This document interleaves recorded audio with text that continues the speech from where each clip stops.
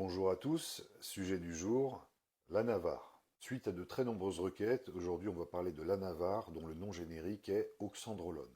Donc l'anavar est un stéroïde oral dérivé de la DHT, dit hydrotestostérone, contrairement à d'autres stéroïdes qui sont dérivés de la testostérone. Il faut savoir que la DHT et la testo sont deux hormones qui sont naturellement présentes dans l'organisme et l'anavar a l'avantage de ne pas se convertir en œstrogène, donc d'éviter de faire de la gynécomastie et de la rétention d'eau. A priori. Je dis a priori parce que si votre anavar est contrefait, ce qui arrive souvent, vous consommerez en réalité probablement du dianabol et vous aurez tous les effets secondaires mentionnés plus haut.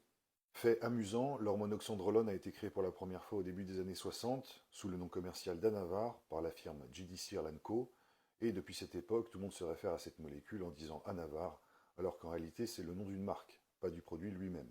Un peu comme quand on dit Kleenex au lieu de dire mouchoir ou frigidaire au lieu de dire réfrigérateur. À la base, l'anavar a été créé comme traitement médical pour les hommes, les femmes et les enfants souffrant de maladies cataboliques, de brûlures, d'infections et se rétablissant d'opérations chirurgicales. L'anavar a également été prescrit pour traiter l'ostéoporose en raison de sa capacité à augmenter la densité osseuse. En effet, l'anavar augmente la synthèse des protéines et du collagène, donc la réparation des tissus. Dans les études cliniques, il était prescrit en moyenne 6 à 12 mois non-stop, avec des doses allant jusqu'à 120 mg par jour. Bien sûr, ce sont des doses à appliquer dans le contexte médical de blessures ou de maladies graves.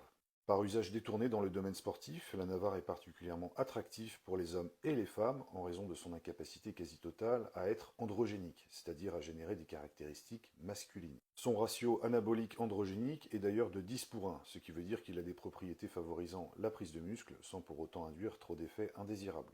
Et les femmes devraient, à ce propos, prendre 1/10 des doses conseillées aux hommes. Et oui, mesdames, vous pouvez quand même subir une virilisation avec l'anavar, notamment avec des doses supérieures à 10 mg par jour. 2,5 à 5 mg par jour est largement suffisant pour avoir des super résultats, n'en déplaise à certains coachs. Pourquoi l'anavar est devenu si populaire? Je pense que c'est en grande partie dû au fait qu'il soit plutôt safe, c'est-à-dire qu'il est bien toléré par tout le monde en général, et que son ratio bénéfice-risque est très favorable par rapport à d'autres stéroïdes. Mais par expérience, beaucoup d'utilisateurs sont souvent déçus de leur première expérience avec l'anavar, sûrement parce que comme avec beaucoup de stéroïdes, ils s'attendent à exploser. Et oui, avec l'anavar, tu ne prends pas spécialement de poids, mais tu progresses en qualité et en performance, et la prise de force est assez notable. C'est un oral qui fonctionne très bien quand il est pris à long terme à petite dose, et personnellement, je le suggère surtout en pré-workout, afin d'en bénéficier de façon prolongée, sans pour autant subir les dangers de l'exposition permanente. Les pratiquants expérimentés savent très bien qu'un physique de qualité s'acquiert, même avec les stéroïdes, sur la durée, et que faire 4 semaines d'anadrol ou de dianabol pour passer de tétard à crapaud et de crapaud à tétard en un temps record ne sert à rien.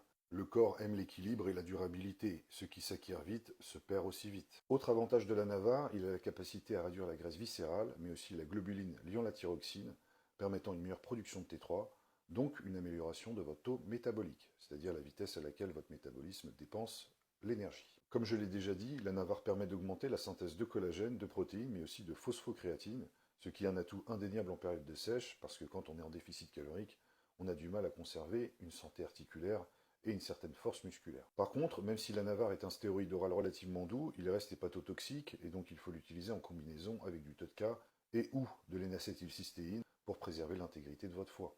L'anavar augmente aussi le mauvais cholestérol tout en réduisant le bon. 20 mg par jour pendant 12 semaines a fait chuter en moyenne de 30% le bon cholestérol chez des patients atteints du VIH.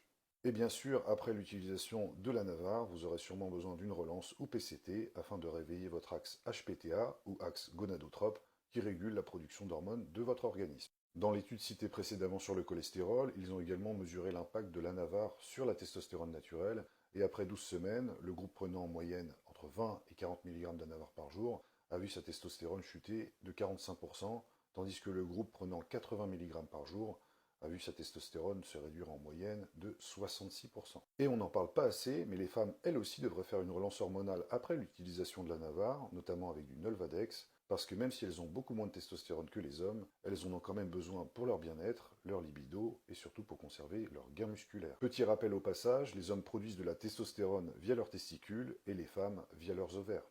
Pour conclure, l'oxandrolone est un bon stéroïde oral à prendre en période de sèche pour avoir un look plus cosmétique, c'est-à-dire des muscles plus durs et moins de graisse. Néanmoins, il ne sera pas apprécié par les plus impatients qui préféreront des stéroïdes plus puissants avec plus d'effets secondaires.